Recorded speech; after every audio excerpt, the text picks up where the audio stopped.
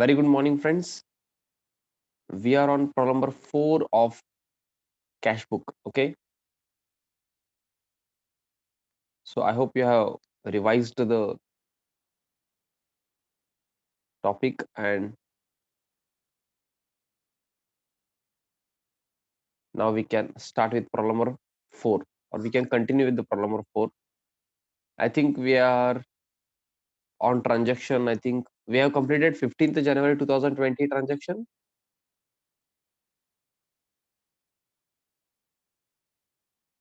I think we have done with, yes, 15th we have completed. Okay. So I will just repeat the last one and then we will continue. Okay. Yes, these are important transactions. Please concentrate. We have sold goods to Rakesh and company and received a bearer check. Bearer check means you should see here cash. Okay. Automatically तुमच्या डोळ्यांना इथं बेअरर check म्हणजे cash दिसायला पाहिजे. जर दिसत नसेल तर प्रॉब्लेम आहे. ओके. जर दिसत नसेल तर दिसायला पाहिजे म्हणतोय मी. Bearer cheque means cash. Okay. Sold goods to Rakesh and company. Okay. Sales आहे, आपल्याला कॅश मिळालेलं आहे. म्हणजे bearer cheque means cash only. Okay. मग कॅश मिळाल्यानंतर आपण रिसिट साइडला लिहितो टू सेल्स कॅश कॉलम मध्ये 10,000. ओके. आपण लिहिलेलं आहे बिंग गुड्स सोल्ड. देन पुढं काय झालं बघा. ऑन 20th जानेवारी Rakesh cheque deposited into bank. Rakesh cheque म्हणजे कुठला, आता हे बेअरर चेक मिळालं बघा, हेच आपण बँकेमध्ये डिपॉझिट केलो. मला सांगा, बेअरर चेकला आपण काय समजलो तेव्हा? म्हणजे 15th ला काय समजलो होतो आपण?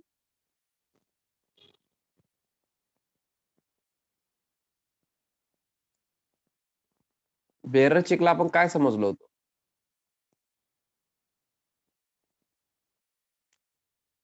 एकच जण आन्सर दिलेत. Kunal, very good, correct answer आहे. बाकीचे? Yes, please tell me. Bearer चेकला तुम्ही इथं काय समजलात? Very good Harsh.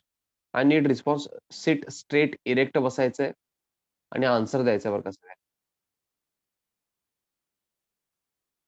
हे क्लास माझ्यासाठी नाहीये. मला 2 कॉलम कॅशबुक येतंय. जर तुम्हाला माहित नसेल तर. मी 11th पास आउट आहे. ओके. आय होप सगळ्यांना माहित आहे मी 11th पास आहे म्हणून.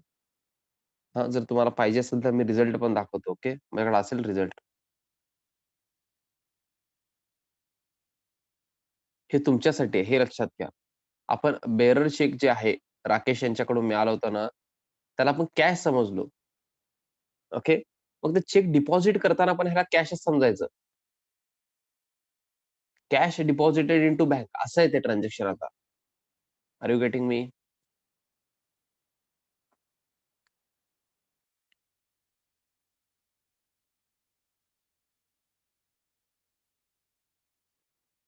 Cash deposited into bank. Okay. हे कॉन्ट्रा ट्रान्झॅक्शन आहे बघा. मग कॅश डिपॉझिट केलं म्हणजे बिझनेस मधून कॅश गेलं, कॅश गोज आउट. डेट काय हो? 20th. ओके. तुम्ही काय करणार इथं 20th ला कॅश कॉलम मध्ये लिहिणार 10,000. 10,000 कुठून आलं सर? हे बघा इथंच आहे ना हो. हे 10,000 होतं ना चेक, बेअरर चेक. 10,000चं चेक होतं. तेच डिपॉझिट केलं. इथं अमाउंट दिले नाही म्हणून क्वेश्चन रॉंग आहे असं म्हणायचं नाही. काही जण काय करतात, अमाउंटच दिले नाही सर, क्वेश्चन रॉंग होतं. अहो ऑलरेडी दिलेलं आहे राकेशच्या चेकचा amount 10,000. Okay. Just like that cash deposited into bank असं घ्यायचं. ओके. कॅश गेल्याने बँक बॅलन्स इथं वाढलेला आहे. ओके. 10,000. आता लिहिताना गडबड करायचं नाही बरं का. आता गडबड करायचं नाही. इथं काय लिहायचं सांगा मला? डेबिट साइडला मी काय लिहू? टू कॅश लिहू का टू बँक लिहू? Just like cash deposited into bank. Bearer cheque means कॅशच आहे. कॅश डिपॉझिटेड इंटू बँक समजतो आपण. इथं टू काय लिहू मी? कॅश और बँक?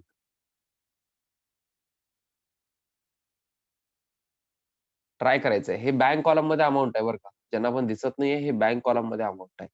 कारण बँक बॅलन्स वाढलं ना हो. बँक बॅलन्स वाढलं, मग रिसिट साइडला घ्यायला पाहिजे बँकच्या और डेबिट साइडला. Yes, very good. To cash account लिहायला पाहिजे आपण. To cash account. Okay. Bank अकाउंटच्या डेबिटला टू बँक अकाउंट नसतंय. ओके. एंट्री काय करतो आपण? कॅश डिपॉझिटेड इंटू बँकची आठवतंय का तुम्हाला? बँक बॅलन्स वाढतंय, बँक अकाउंटला डेबिट. कॅश गोज आउट, कॅशला क्रेडिट. Bank to cash. मग तसंच आहे बघा. बँक कॉलम मध्ये हे लक्ष द्या बरं का. बँक कॉलम मध्ये लिहिलेलं मी. बँक कॉलम मध्ये बँक अकाउंटच्या डेबिटला लिहिल्यासारखं टू कॅश अकाउंट. ओके. इथं नरेशन मी लिहितो. Just a minute. अँड क्रेडिटला काय लिहिणार हो? Cash goes out of the business. आपण कॅश डिपॉझिट केलेलं आहे. कॅशच्या क्रेडिटला हे बघा, कॅशच्या क्रेडिटला पेमेंट साइडला लिहिलो आपण. By bank account. एवढं लिहून घ्या. नरेशन पण लिहितो. Just a minute.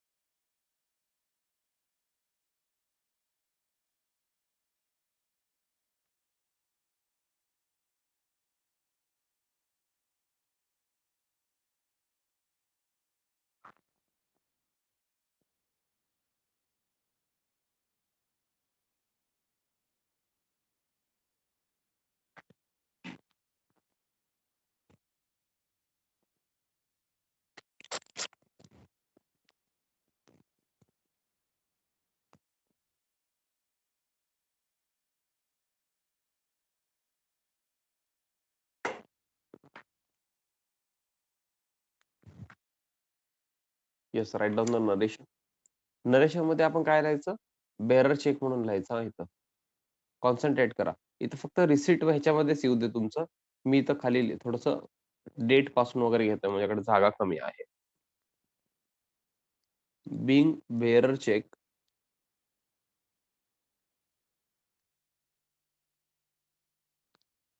Deposited into the bank.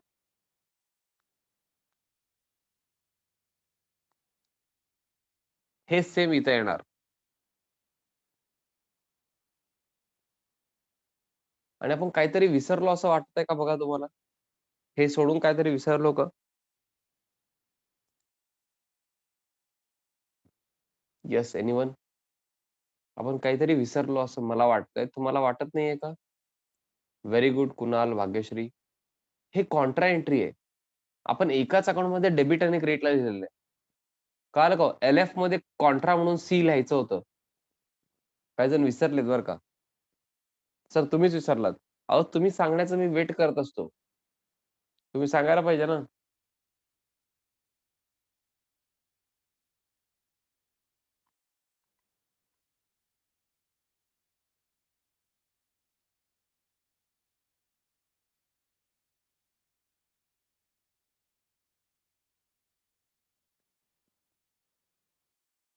Bing bearer cheque deposited into the bank असं लिहा. कॅश लिहू नका तिथं. आपण समजताना कॅश समजायचं. एंट्री करेक्ट होत आहे म्हणजे. ओके. बट नरेशन लिहिताना काय करायचं? Being bearer cheque deposited into the bank असं लिहायचं.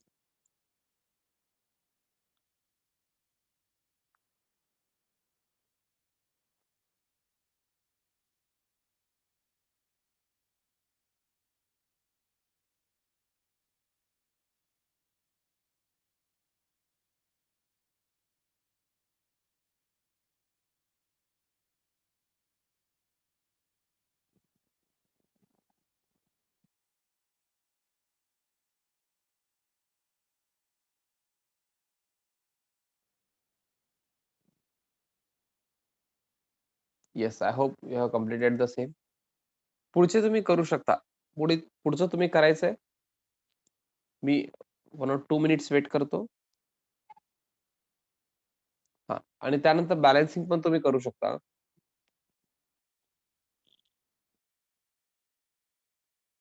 या एका ट्रान्झॅक्शन साठी मी तुम्हाला होमवर्क नको म्हणलो होतो. अदरवाईज मी होमवर्कच दिलो असतो.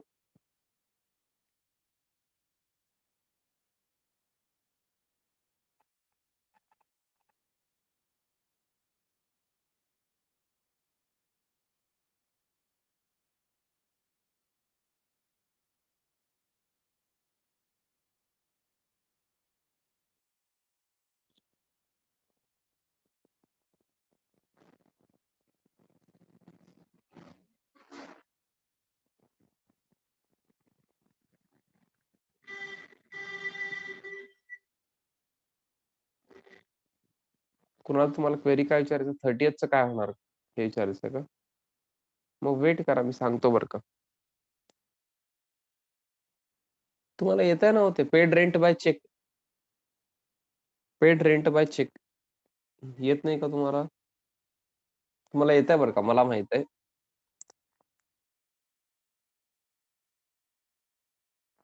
चेक म्हणलं तर बँकच घ्यायचं. बेअरर चेक म्हणलं तर फक्त कॅश घ्यायचंय. ओके. तुम्ही स्वतःला अजिबात कन्फ्यूज करू नका. फार क्लिअर राहायचं आपण. चेक म्हणलं तर बँकच घ्यायचंय. बेअरर चेक म्हणलं तर कॅश घ्यायचंय.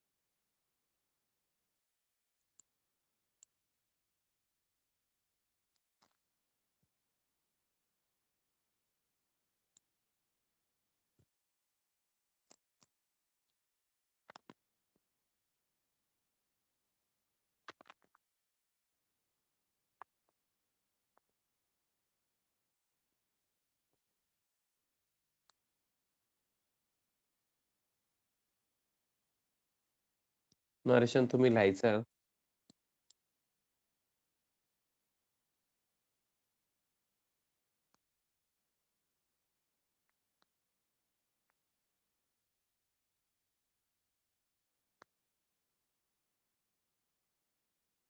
Yes, balancing.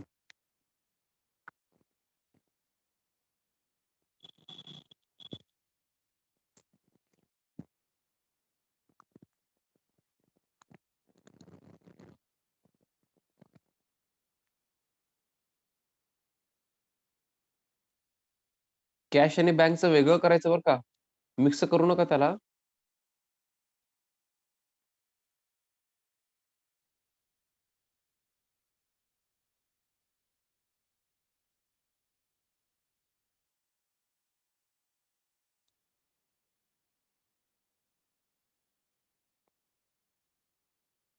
बॅलन्सिंग कसं करायचं हो? सिंपल आहे. आधी कॅश कॉलमचं रफ पेजवर करायचं. Debit side total, then credit side total. Greater amount minus smaller amount. जे येतंय ते बॅलन्स असतंय. हे फार वेळा रिपीट केलेले मी परत एकदा का करतोय? तर काही जण तरी पण ऐकत नाहीत. एवढ्या वेळा सांगून पण ऐकत नाहीत. त्यामुळे मला रिपीट करावं लागतं. हेच रिझन आहे. आणि तुम्हाला सांगू का? फार जणांना बॅलन्सिंगच येत नाही.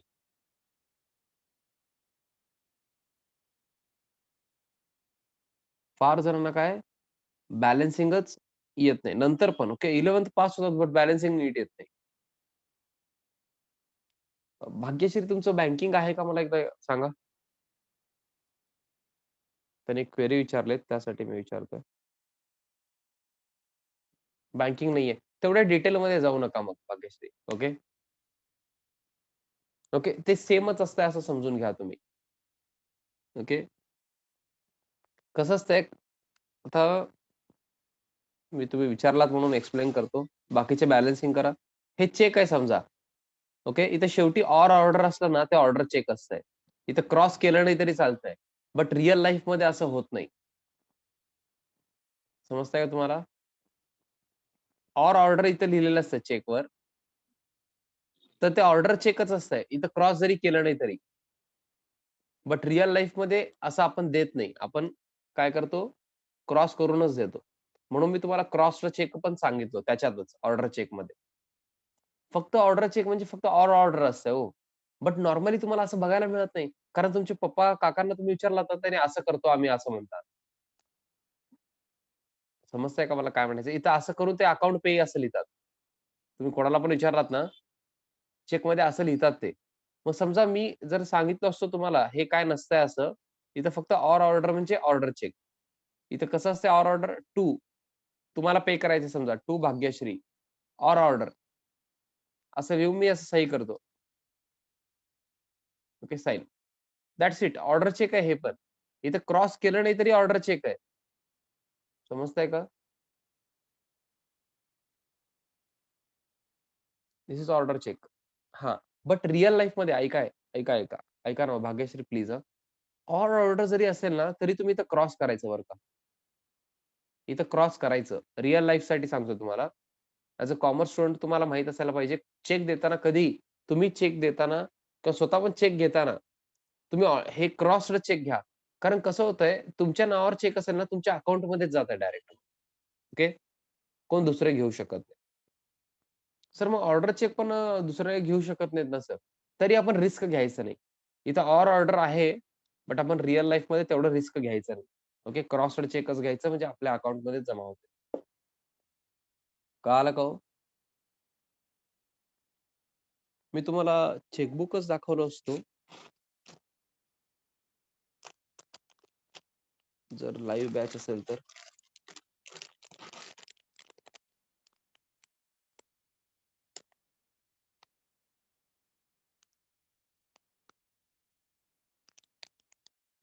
म्हणजे थोडं समजलं असतं व्यवस्थित.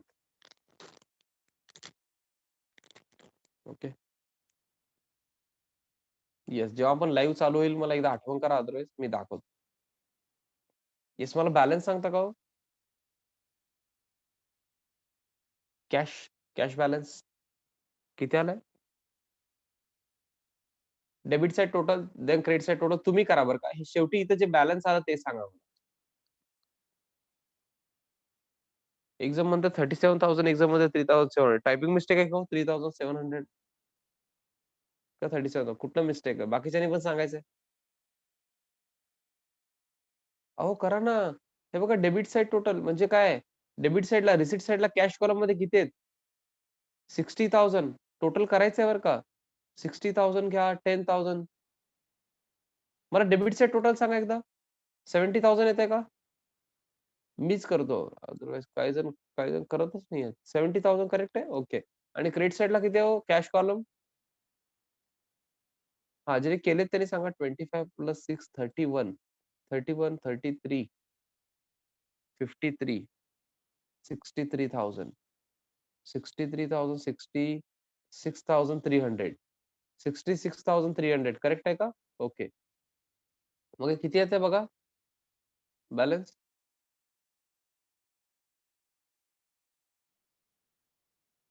3,700, 3,700 ओके.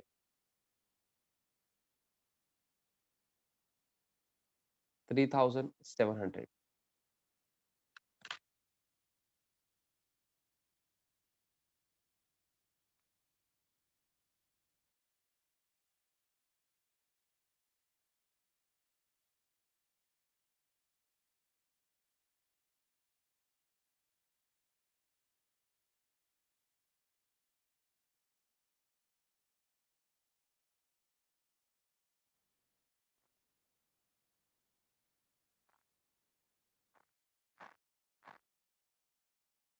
रितिका तुम्ही त्यासाठी ते क्वेरी तुमचं डाउट मेसेज करा. Okay. Page number, problem number त्याच्यामध्ये सांगा. मी तुम्हाला टाईम देतो. Do not worry. ओके. हे बॅलन्स मी इथे लिहितोय. ज्या साइडची टोटल कमी असते त्या साइडला लिहायचं बरं का balance. Okay. The side which has lesser total you should write on the side which has lesser total okay on credit side. By balance cut down. ह्याला बॅलन्स आता तुम्ही म्हणता sir cash account always shows debit balance. मग तुम्ही क्रेडिटला लिहिलात असं का हो? तुम्ही सांगा चला. मी सांगतच नाही. हे क्रेडिटला का लिहिलात? बाय बॅलन्स कॅरी डाउन क्रेडिटला का लिहिलात?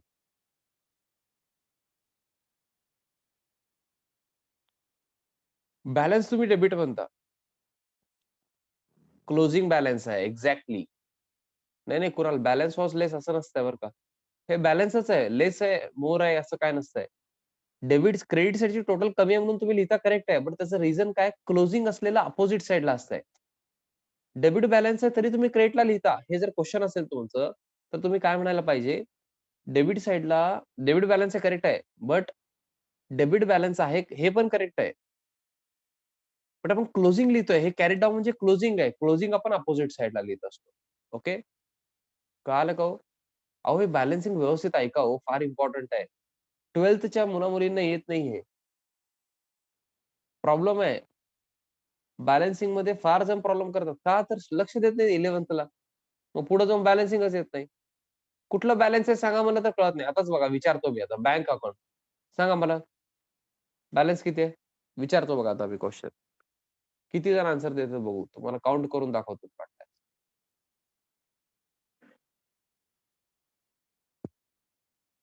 33,800 एक्झाम बॅलन्स म्हणतायत. मला सांगा हे 33,800 करेक्ट आहे का आधी ते सांगा बाकीचे? बॅलन्स अमाउंट करेक्ट आहे का?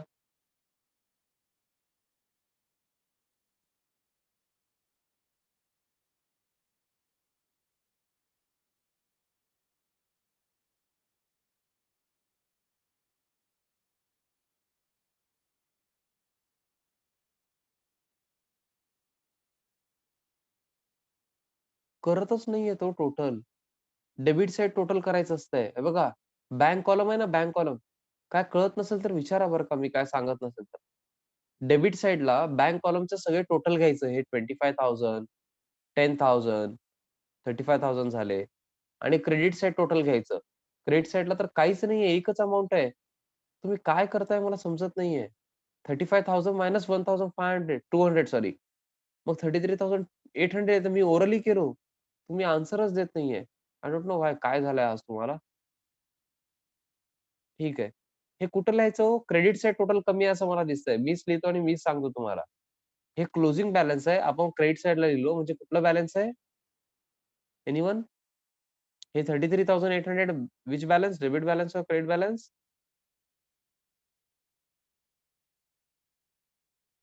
हां, डेबिट बॅलन्स आहे. काही जण तर आन्सर देतायत. Thank God. येस. आता 1st फेब 2020 ला टू बॅलन्स ब्रॉट डाउन घ्यायचं. अजून एक पॉइंट मला सांगायचा आहे. मी ते सांगतो. Just a minute. मला बोथ साइड टोटल लिहायचं होतं. आय थिंक 70,000 अँड 35,000 आहे का? चेक करा.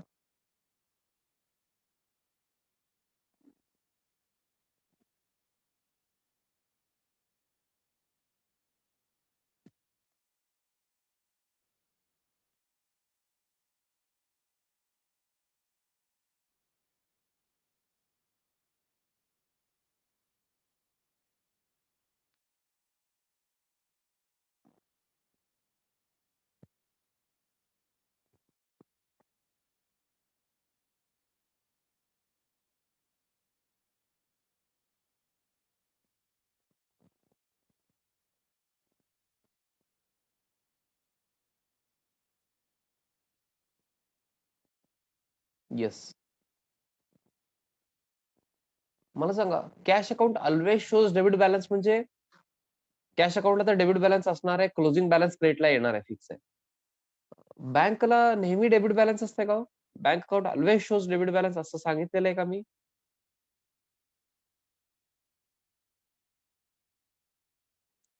Bank account always shows debit balance असं मी कधी काय म्हणलेलं आहे का? नाही ना? हां, तसं तुम्ही काय ऐकलेलं नाहीये ना? हां.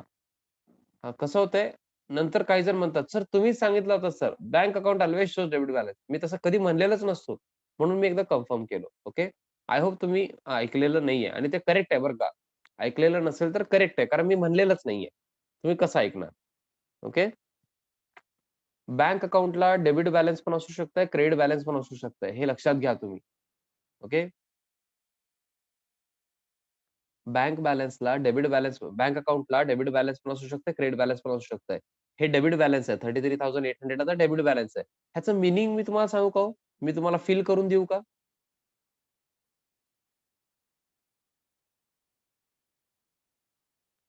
फील करायचंय तुम्हाला? बँक अकाउंटला डेबिट बॅलन्स म्हणजे फील करायचंय का तुम्हाला? येस, आय होप तुम्हाला फील करायचं आहे. बँक अकाउंटला डेबिट बॅलन्स म्हणजे काय असतं हो? रिसिव्हेबल असतंय किंवा ॲसेट म्हणू शकता तुम्ही ह्यालाच. बँक हे आपला ॲसेट आहे ना. हे बँक अकाउंट डेबिट बॅलन्स आहे म्हणजे रिसिव्हेबल आहे हे किंवा त्यालाच आपण काय म्हणतो ॲसेट आहे म्हणतो. आपला ॲसेट आहे. तुम्ही जाऊन कधीही विचारा बँकमध्ये आता, मला 30,000 पाहिजे. मग तुमच्या अकाउंटमध्ये एवढे आहेत ना हो 33,800 त्यांनी देत नाही असं म्हणणार आहे का हो? नाही. तुमचीच आहे हो, तुमचे ॲसेट आहे ते. तुमचे रिसिव्हेबल आहेत. तुमच्या म्हणजे बँकेकडून रिसिव्हेबल आहे तुम्हाला ते. तुम्ही जाऊन विचारला तर त्यांना द्यावं लागतंय. आर यू गेटिंग मी?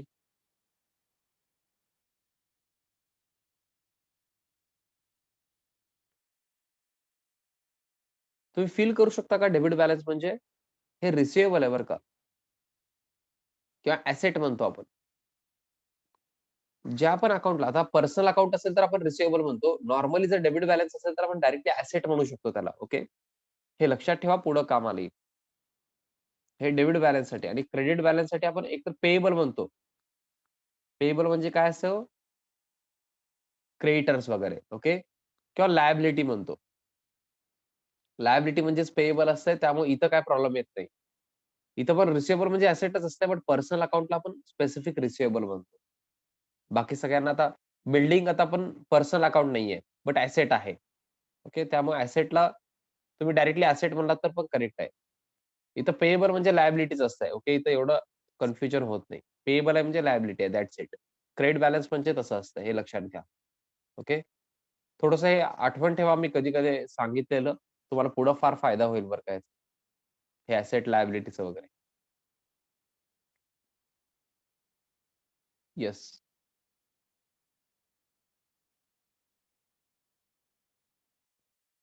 आणि हे रिसिव्हेबल आहे सर तुम्हाला कसं माहिती जर कसं फील करायचं असेल अजून तुम्हाला, तर बघा बँक अकाउंटच्या रिसीट साइडचं टोटल जास्त आहे रिसीट साइडला.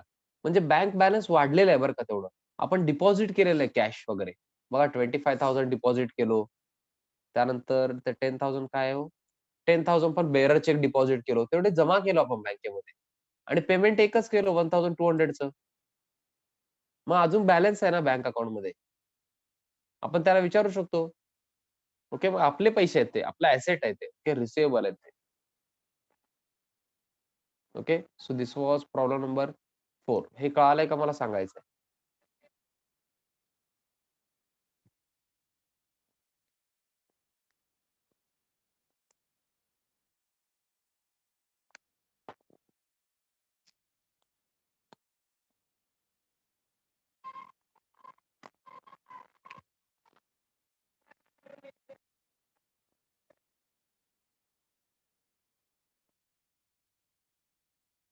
Yes. So can we quickly move on to next problem?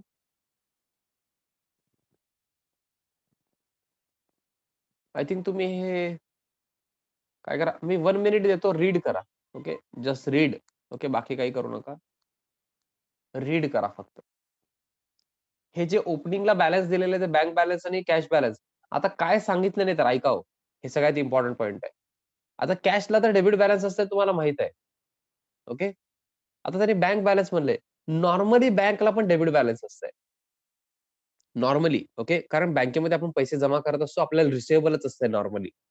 मग त्यांनी जेव्हा बँक बॅलन्स म्हणणार त्यांना म्हणायचंय डेबिट बॅलन्स आहे. कॅश बॅलन्स तर नेहमी डेबिटच असतंय हे माहीत आहे. ओके. हे एवढं लक्षात ठेवा. कुठं स्पेसिफिकली तुम्हाला म्हणले, की बँकला क्रेडिट बॅलन्स आहे तर क्रेडिट पण असू शकतं हे माहीत असायला पाहिजे. बट नॉर्मली बँकला डेबिट बॅलन्स असतंय कारण आपण पैसे जमा ठेवत असतो. ओके. आता रीड करा. बाकी प्रॉब्लेम रीड करा.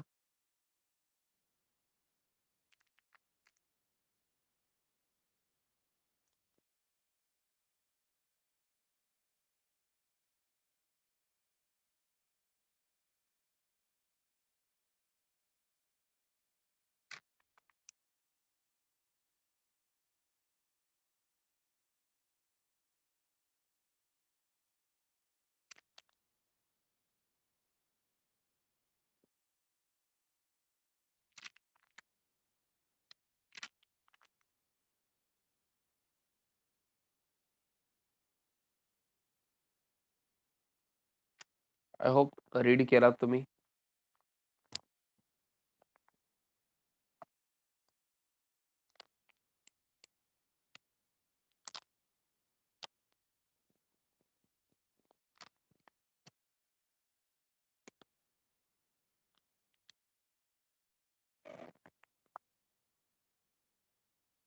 ओके. काय नवीन आहे का हो? काय नवीन आहे का? काहीच नाहीये बरं का. जर तुम्हाला वाटत असेल तर तरी ट्राय करायचंय होमवर्क. काय नवीन नाहीये त्याच्यामध्ये. तुम्हाला सगळं येतंय. ओके. तुम्ही केल्याशिवाय तुम्हाला येणार नाहीये हे लक्षात घ्या. This is homework. हे डेबिट बॅलन्स घ्यायचं ओपनिंगला. कॅशला पण डेबिट बॅलन्स ओपनिंग. तिथून स्टार्ट करायचं. ओके. आणि ओपनिंग आहे बघा.